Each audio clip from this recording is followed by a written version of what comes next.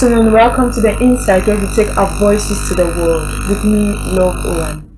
Startups are very, very exciting for the founder or founders because it's an opportunity for you to work at something you love, work at it with all of your abilities, put in everything you have and do your best because it is something you love. And what's more, you're doing it by yourself or with your partner. It gives people an opportunity and a platform to express themselves the best they can by using their skills, their abilities and their know-hows, both knowledge they've acquired from school and ones that they've taught themselves. And this is so exploding if you think about it. So today we're going to be focusing on startups, and here with me is someone who has been in a startup and is about moving to another startup, so he has mass information and a well of knowledge to talk to us and show us about startups. Good afternoon, Mr. Kloran. It's just a privilege to have you here with us. Good afternoon. Thank you so much for joining us. It's a pleasure. Thank you. We're talking about startups. What is the first thing you need to know about a startup? Well, the first thing we need to know about startup is that it's something that helps you to be a manager by yourself, not depending on people, not depending on the time of people. You just depend on yourself, and it's something very powerful. Yeah, and a startup company is something that push you to creativity. You know, many people want to remain at the level of just do what they have taught them or just do what they know people have asked them to do, but they don't want to create, they don't want to go above their mind. So the startup company give you a platform to be creative.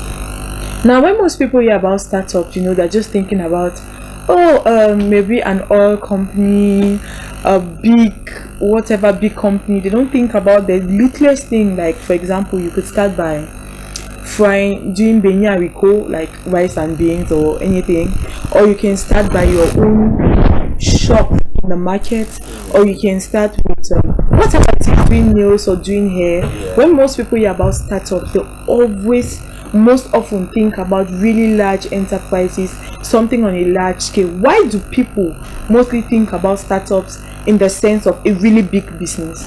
It's because we have not been taught of the concept of startup company. You know, when you have the concept, you understand that it's not just about thinking of a big company. A company, or whatever we can call it, enterprise, it's something you do with passion. It's something you do with all your mind, all your strength. It's not necessarily something that must be big. And you know, if you want to have a company that is relevant, you must first of all think about people. Yes. So when you don't think about people, whatever you will do, it will not last. That's why people, when they see big companies, they want to start like big companies. No, it cannot happen like that, because these big companies started by thinking of helping people. Yes. That's why on the long term they reached or they succeeded to pass the test of time, if I can say so. Yes, and it's not very common in Cameroon or the third world countries to see startups. Most people there's a pattern, you know, I go to school, I obtain my degrees, I do this, I do that, and then I get a job. So most people don't really think like, okay, I'll go to school, I gain this knowledge or expertise in this area, and I start up a business.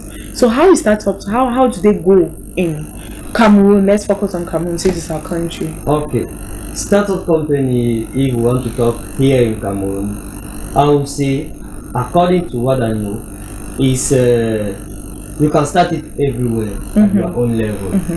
You don't need maybe like we have been taught you need sponsors, you need partners, and you need people that will come and help you. No, startup companies start with what you have in mind and how you think of helping or bring a solution to your environment. Yeah, if you think of bringing a solution, first of all you must locate or know what is the problem. So if you are living in an environment where you don't even know the problem you want to solve, no matter what you are going to start, it will not have a relevancy. So the first thing is to discover what is the problem I want to solve. Startup company starts with the problem that you want to solve. If you don't have in mind a problem that you want to solve, your startup company is of no importance. So if I look maybe around me, I say, okay, I discover that here people maybe pay too much transport to leave maybe Sokolo to Half Mile. If I can take that example, Sokolo to Half Mile, I'll try to see to get maybe another way how I can reduce it. You understand? I'll try to see how I can reduce it, or helping people to get from Sokolo to Half Mile at a lower price. At the same time, they gain in time and many other things. They gain money. They gain money. So many other things. So startup company is to bring a solution to a problem. Okay, now mostly this generation, people are being encouraged to be entrepreneurs. I mean, if the jobs are not forthcoming, be entrepreneurs. Now, the first thing they think about is not solving any problem of any sort. The first thing they think about is doing something that brings money. Now you're talking about to be a sustainable entrepreneur, to have a sustainable startup, you have to solve a problem. How do these two things balance out? Now, when you do something with passion, money will follow. Money is just a byproduct of something you do with passion. Money does not follow people that do not have passion. So if you are doing something with passion, I can guarantee you that money will follow. But if you are doing the wrong way, that is, you are looking for money, I will assure you that that money will not come. You have a bankrupt. Okay. Yeah. And you also said before you want to start a startup, when you want to do a startup business, the first thing that you need is an idea. You don't need funding or partners or people you know to run helter-skelter to bring things to you. You need an idea. Now, someone once said a good idea at a bad time equals failure in business. How true is that? A good idea at a bad time is equal to failure in business. Why is it so true?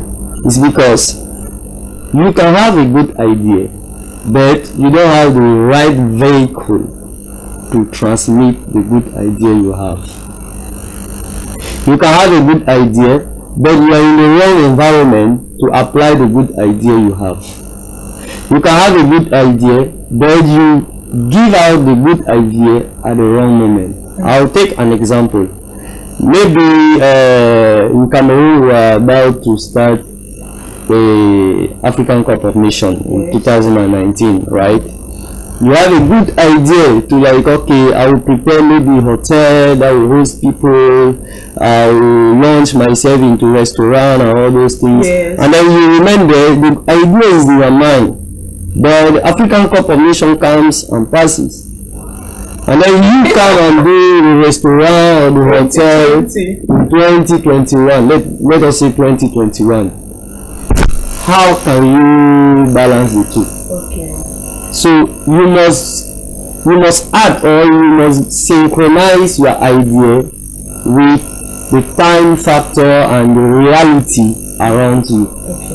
If you don't synchronize it, you can have a good idea, but at the end, that your good idea will end up being useless. Okay. Now you've spoken about getting into business late. Yeah. What about getting too early? Now, the result of getting too early is that you will learn from your mistakes. Because if you get too early, sometime or somehow you experience some kind of it's not like it's 100% true, but you experience some kind of failure. You think it will not work, you think it will not succeed and all, so you have a kind of discouraging mind. So but it's better to get early in the business than to get late in the business. Okay. Why? Because at least you will learn some things. But won't you be wasting funds and resources? For example, you get into a business now, but you were supposed to get into that business, let's say, in 8 months' time. Within this period, you'll be incurring losses that you shouldn't have if you knew the exact time to launch that business. That's another thing. How do you know when is the appropriate time for you to start up a business? Now, that is another good idea. How to know the appropriate time to start the appropriate or a good business. To know the appropriate time, you must first of all check this criteria. You know, you try to find out what is the targeted problem. When you have a targeted problem, now you're trying to find out how or what is the sustainability of your solution. You try to find out the people, the users of your solution. How is their state of mind? How do they cope with the solution? How do they respond to the solution? How is the political and the economical environment of where you are? So if you don't check all these different aspects, sometimes you may miss the right season. Okay, let me take another example. Right now we are about to launch into elections. Yes. You understand? Many people right now are preparing for elections, right? Yes. And now you want to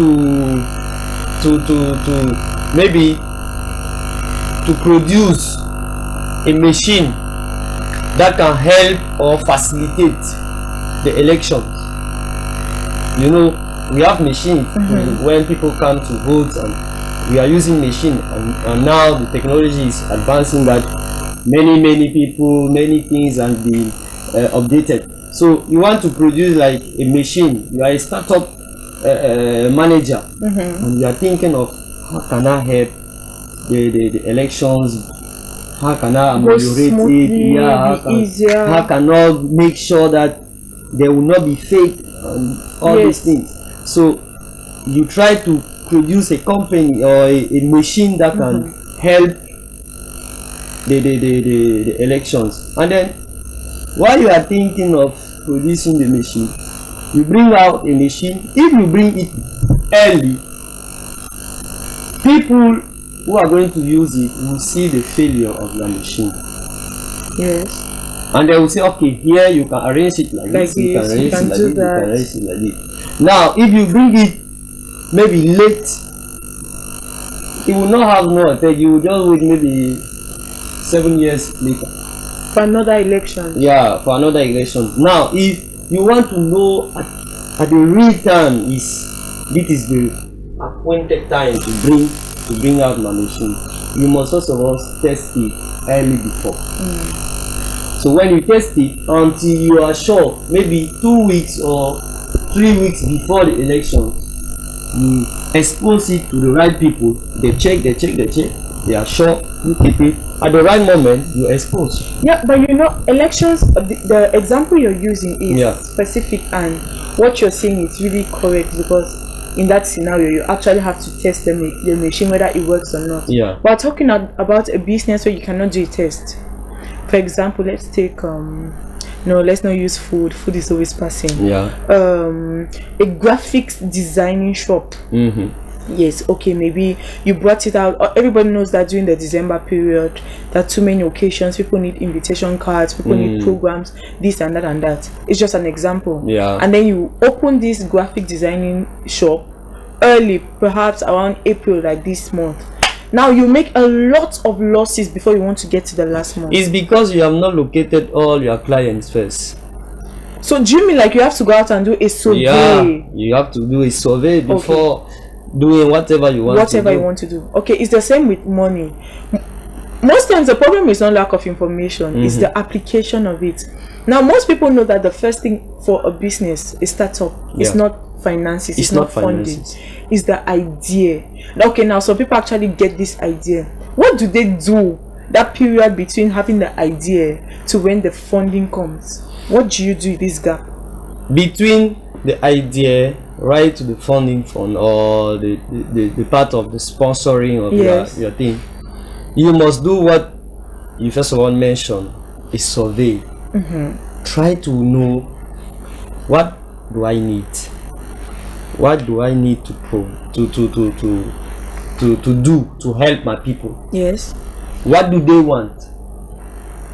If you don't know what they want, you will bring something that they don't want, and you will not succeed. You try to know, what do they want? At what frequency do they want it? Now, when you have the frequency, you try to know how is their consumption. Yes. You try to find out also the consumption, because you can produce less as you can produce more. And in the two sides, anyhow you can have losses as you can have a gain or profit. So you have to check the consumption rate. What is the rate of consumption? And then when you have the rate of consumption, you try now to see how, or the logistic, how to bring the product or the solution to the user, and the period between where you are producing and the user. Let me take the example of brasserie. All we know how it functions. Brasserie, there is a source. Now from the source to the user, there is a long process. You will see people that have authorization to distribute. Now from the people who have authorization, they have a percentage from the product they have. If we are selling maybe a juice at 500 or 400 here in Limbe, people who takes the juice in Douala will not take at 400. Sometimes they will take maybe at 300. The grossist in France, on les appelle les grossistes. Now when they take it they will distribute now to other people that will come and distribute also. And all these different people have increasing. They are different. So if you are launching a startup company, if you are alone, you have to know that if the same product or the product you are producing are already being produced by other people, how are you going to sell it? How are you going to market it? Now, do you have people that will help you market it? That is a question mark. If you have people, that is good, but if you don't have people, you have to do it yourself. You understand? So it's not just about launching in a startup company just like that because you want to launch it. I will take maybe an example from where I'm working. I'm working in a vast company. Vast company talks about value-added services. Now we work with telecom company like MTN and Orange, Nextel. Comtel. Yeah. So we provide services to them, like SMSs, many other services. So some times ago we launched another services which we call IVR. It is a service where you just I was the one who initiated it. That is, you remember this, you will receive a call, an automatic call from MTN that will give you a maybe a prayer or news, sport. So now what we did first is what we targeted the population which is interested with sports. You understand? How do you get the population which is interested in sports? Because now to get the population which is interested in sports, you draw close to the TVs and radios that talks only about sports. If you draw close to them, you have the number of people maybe always calling, contributing. When you have that list, you can go back to MTN. You take a data from this number to this number. We know that okay, if we have 100 number, 80 amongst those number calls are interested in sports. So we launch many calls in that range of numbers. Okay. So you don't just create the service and then you just put it on anything like that. No, many people will not pick up your call. Yes. You do targeted calls. You don't just call people like that. Or they can pick up and then drop. Yeah, like maybe after we launch a service on devotional, you understand, spiritual. What we did, or what I did personally, was that I went through some churches, big churches, and I collected numbers. Collected number. I went to MTN and I said, okay, see, this number start with 674. So from 674 to 675 is quite a number. Yeah, we launched call in that place. Okay. From 6 like this, we launched call. So we did not just arrange the service and then we put it on MTN. No, even MTN will say no. You have to test it, to check. You have to have your own base. Yes. Okay. Your own base of people. So if you don't have a base, where are you going to sell your product? Okay. And by the way, you are not the only one having maybe that product. Many other people have it. So you have to have your own base. You know that, okay, this list of number belongs to me. I know that they will subscribe to my services. So when you are launching a startup company, you have to know, first of all, who are you going to help? Who are your target market? What is your targeted market? Yes. If you don't have it, you will miss. Yes. Okay. Now some people are so scared. Actually, some people don't have jobs. We're talking about real current situations in Cameroon. Yeah. Or some people have jobs but they are not satisfied with their work, and they're like, okay, I have this idea in my mind, let me do it. But now there's this fear factor. Not fear factor on TV, but people there's fear. How do you overcome fear and go on with your business? First of all, you have to understand that courage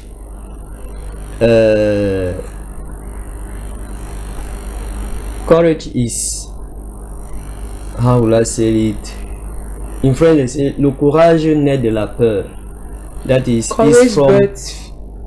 it's from fear that courage is born.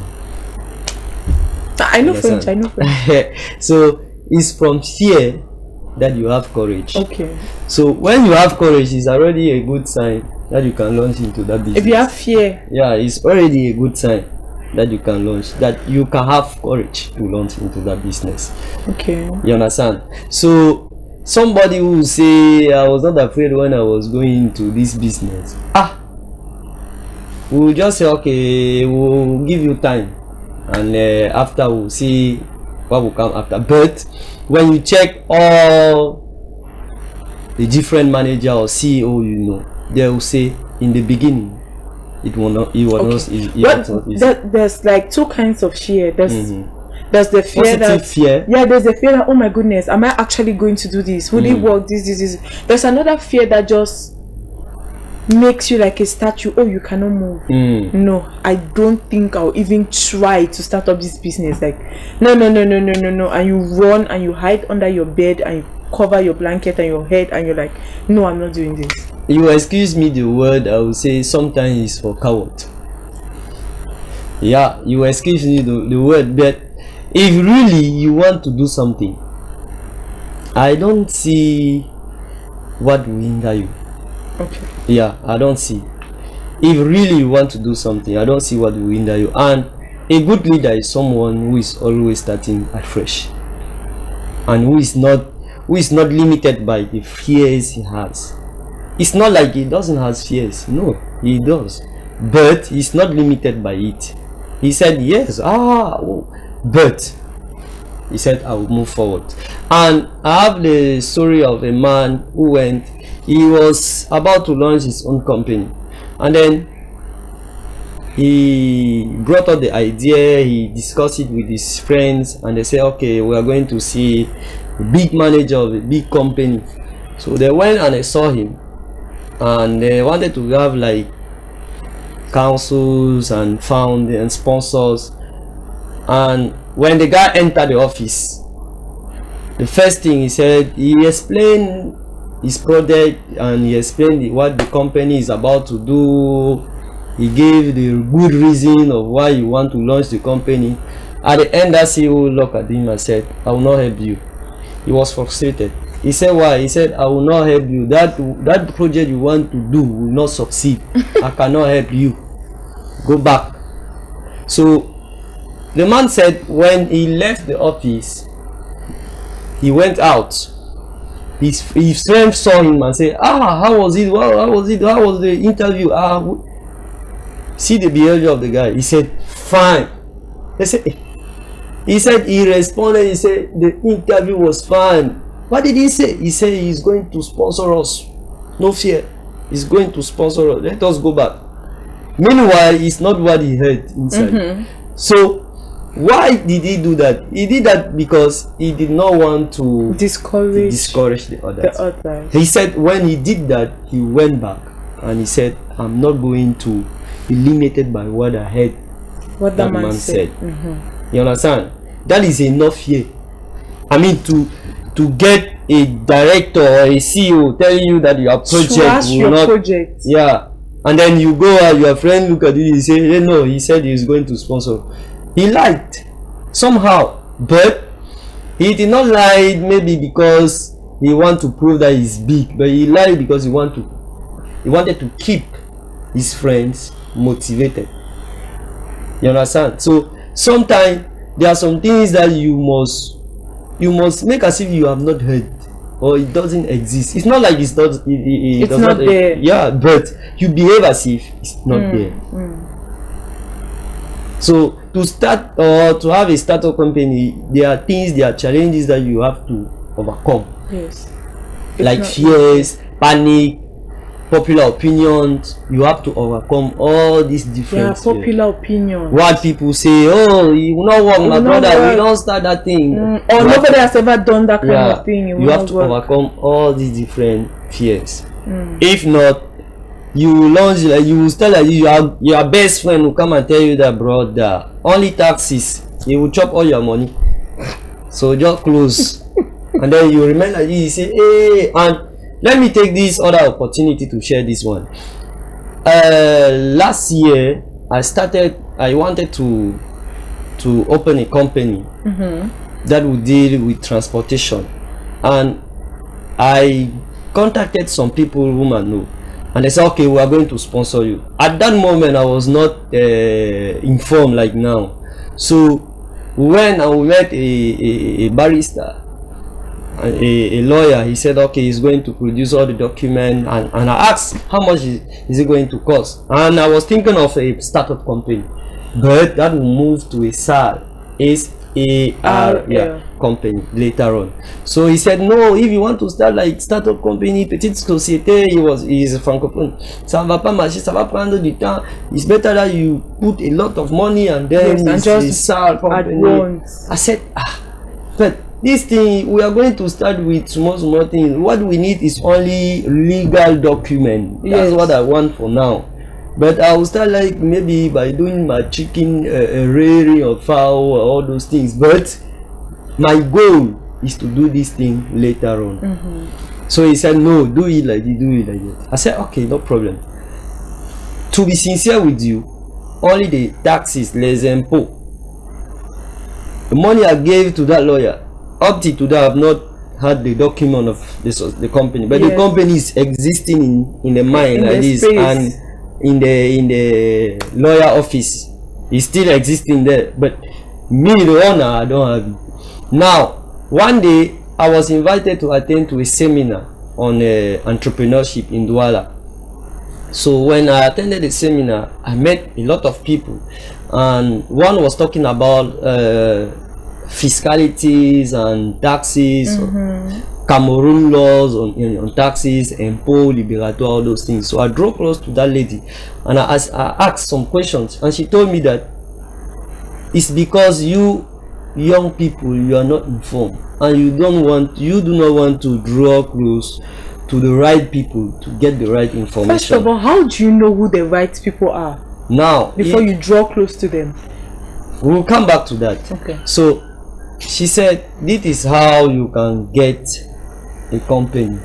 This is how you can do business. This is how you must start. And the way she explained to me, it could not cost 100,000.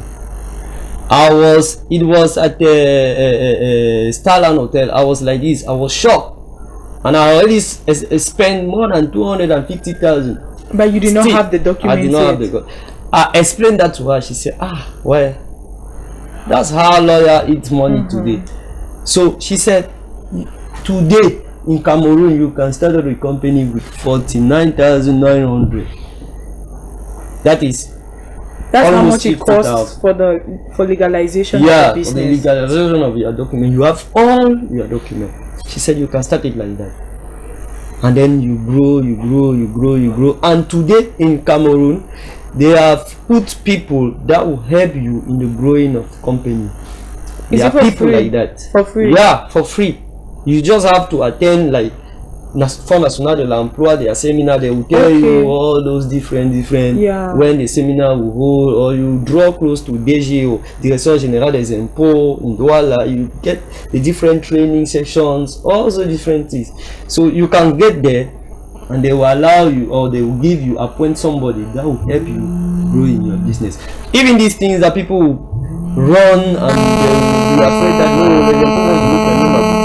She told me that the mind is not to distract or to make people close their businesses, because we want them to know that it's not expensive. Yeah, so that's how she told me that no, it's not like that. But at the end I discovered that we are not just informed, we need to be informed. Okay, now you spoke about information, going for trainings, and I mean you went for a training. That's how you met the lady who helped you out. Now, what is the place of attending seminars? That's getting information. What is the place of getting information in startups? Before we come to getting people who can help you, let's just all go for the information. How do you get Are you supposed to get a large amount of information about not just your business, maybe the business environment, before actually getting into the startup? Now, you said, first of all, you asked me after idea what is next. I said you need to surround yourself with people who master the thing. So when you surround yourself with people who master it, you get into training. When you are training yourself, it's not because maybe you don't master it, but you want to get involved in the deep things that involve the business. And I like this other example. There is a guy who opened a restaurant in US, and he was a rich man from a rich family. And what he did is that he brought up the project. He went and saw his father. His father said, go and see the lawyer. He went to see the lawyer so that the lawyer will give him the money so that he will launch his restaurant. The guy was just an engineer from Génie Civil construction, and he wanted to do a restaurant, but he had no idea on restaurant. You understand? That was his passion, but he had no idea. It's not what he's learned in school. So what the lawyer told him was that, okay, we are going to look for you a job in McDonald's. So he went into McDonald's as a cleaner. So he started there as a cleaner. He cleaned. He was going up, promotion upon promotion. He saw the different steps of how a McDonald's restaurant operates. Until he was promoted as a general manager in a manager in a McDonald's. One day he saw how from the list of employee from McDonald's work until he get to the manager. One day he called the boss, his own boss in McDonald's. He said he doesn't want to work again. Hey, you know, in US they will start doing investigation. They start doing investigation, and later on he told his boss that I'm inviting you for a meal. So when he came, he discovered that man who was working in McDonald's restaurant from cleaner was a son of a rich man in US. So he said, I came in your company because I wanted to learn how it operates. So now I've gotten the knowledge. I'm going to open my own. And the manager who was above him became his own manager in his company. So what am I trying to say is that First of all, learn the process. Sometimes you can have a good idea, but work with people who are already inside. If it is a domain where people are already inside, but if it is a new domain, a new field, what I can tell you is that just launch yourself by faith. And put your best into put it. your best into it. Like footballers, a coach will not put a talent in you. No, he cannot. You understand? You are the one to develop your talent. So when it's a new domain, develop your talent. Try to give value to what you are doing. Like people who do in interpretation. Like, yeah, it's not somebody that will come and value your interpretation. When you speak well, people will value it. Of course. So if you don't speak well, people will not value your thing. So whatever you do, apply yourself into it. Now that make sure that you give out all you have. Your best. That brings us to funding. Yeah. Now funding is an aspect, even though it may be around the last of things you need for startups, but it's something that you need. Yeah. How do you get funding for startups? After, let's say, you get your idea right and you muster enough courage to get in your business and you forget every other thing, you do your best, you put in your best at it. Do you go for partners and sponsors, or do you keep doing your best at what you're doing and let those partners and sponsors find you? No. This work in two ways. Sometimes you can go towards partners. Sometimes the quality of your work can attract partners. Now, banks in Cameroon, there are many banks in Cameroon which helps projects. There are many banks in Cameroon sponsor projects. Even government have a what we call in Yaoundé the observatoire, where last year they gave they sponsor 500 youth, 500,000 youth. Yeah, on leur a donné de l'argent comme ça. Chacun qui avait, le gouvernement avait validé son projet, on leur a remis de l'argent. Combien? I cannot give it because it depends on the project you brought. Okay. So 500,000 youths. 500 million in Cameroon here. So it's something that if you don't know, many people will not come and tell you that okay, I was called there by the government. It was something very close around Femi. Yeah, people got the information like this, and then they will not sponsor a project that lasts less than 3 people. You understand? So when you bring a project and you are just alone, there is a possibility I can carry the money and so there is a system. There are people working to check your genealogy, your life, your biography, everything, and then the people with whom you are going to work. So all those the people who brought a project and they were just like, okay, you know, only me don't bring that idea. The only one.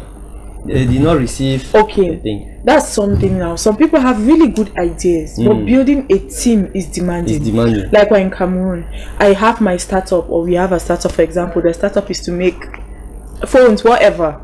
But the starting stage, there is no money for me, the owner of the idea, to pay these team members. I'm like, okay, I'm employing you. This is the project. This is how it's going to go. I'm employing to trust in this project. Let's work together, and at a later date it will start making revenue. Most people are not willing to work with you at that stage when there is no money. How do you then get a team in order for you to get sponsors or partners? If your project is really relevant, right, draw close to banks. But you said they won't sponsor if you're just alone. Now you don't have a team. I was talking about the government. Okay, the government. Yeah. Okay. The people were sponsored last year. Okay. I was talking about the government. Okay. The project were not the banks. For banks, you go to the bank, you bring your guarantee. They will give you a loan. If you don't have a guarantee, I mean, a startup, you have nothing. You don't have anything apart from your cell phone. Then don't think about starting like that. Start with the lowest or the smallest that you have. Don't start with trying to bring big people or big money into it. If you fail, what will you do? How are you going to pay back the money? Start with the least you have. That is it. Okay, that's awesome. So we'll go on a short break, and when we come back, we'll keep talking about startups and we'll be specific. We'll talk about the Yellow Dot company, as well as we'll talk about VAS, that is value added services. Please come back with us after this short break. Okay.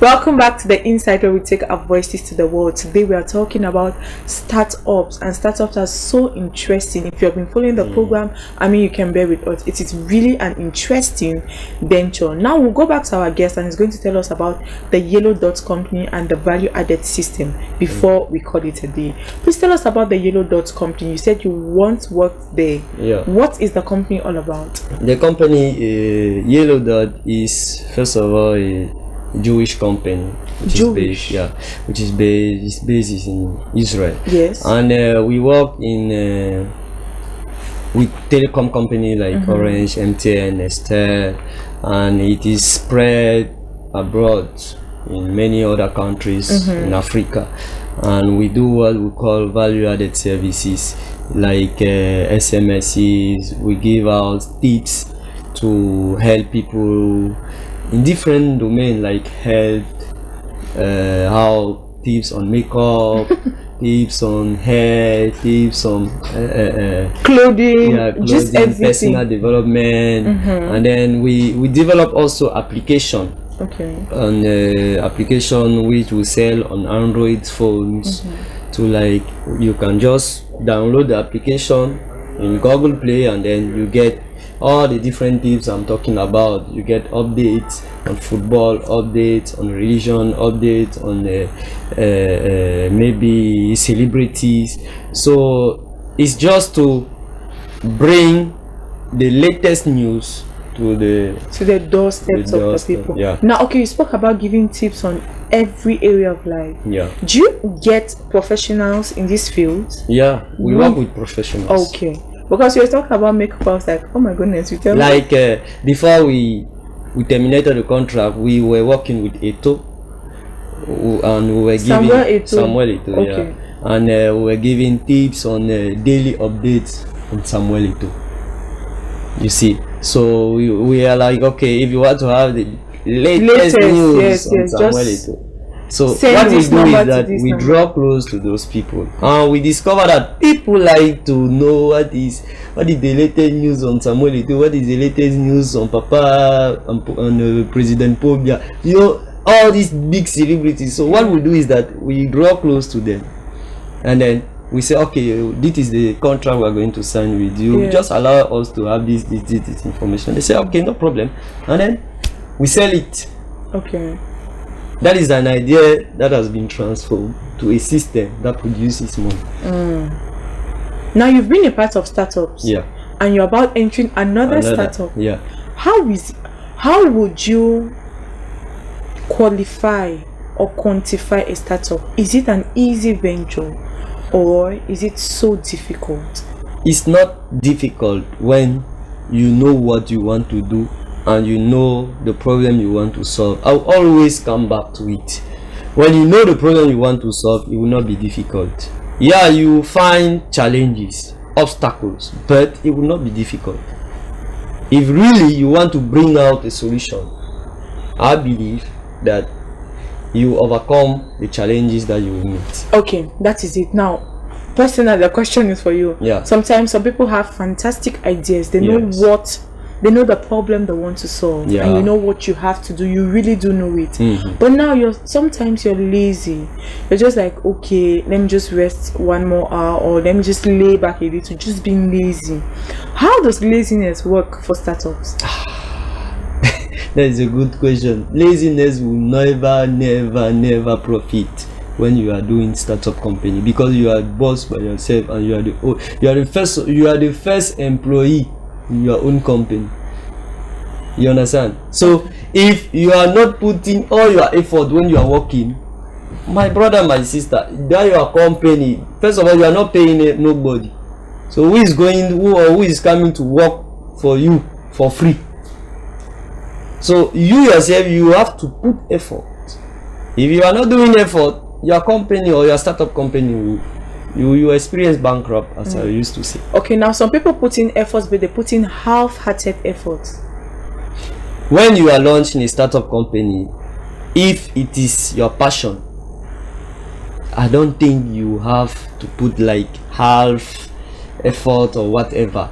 Startup company is born by passion, or is born with passion. If you don't have passion, don't launch into startup company. You have to have a passion for what you are doing. You understand? Like there are people who do how they call nails. Yeah, it's their passion. It is a startup company. It is. There are people who do hair. It is a passion. It is a startup company. Very soon you will see them opening big salon and all those things, and then they will start having representation of their salon everywhere, like Obama Fashion. Yeah, I know that name. Yeah, so it's not only about I want to make money, no, it must be something of passion. When it is passion, everything will be okay. Okay, thank you so much. Thank you so much for coming for this edition of the program. You're It's welcome. been very educative. It's been very inspiring, and I know anyone who has a startup, you have enough courage to go into it. It's not easy, but you have to succeed and you have to help others. That should be your driving force to take you and push you hard and make sure that you succeed at what you do. Thank you so much for following us on this edition of the program. The rebroadcast comes up today at 10 p.m. and catch you live tomorrow at 2 p.m. here on Reference TV. This is The Insight with me, Love Owan. Come, let's take our voices to the world.